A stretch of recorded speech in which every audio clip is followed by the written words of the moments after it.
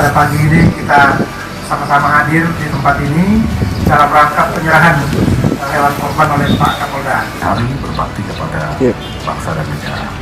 Itu yang pertama. Yang kedua, saya luar biasa, saya sangat terharu atas penerimaan dari Pak Danrem dan seluruh rekan-rekan sekalian.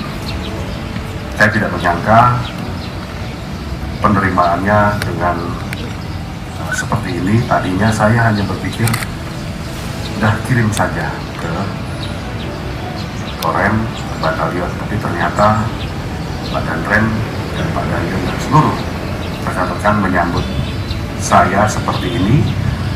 Saya mengucapkan banyak terima kasih, sangat bangga, tersanjung, dan saya merasa sangat terhormat.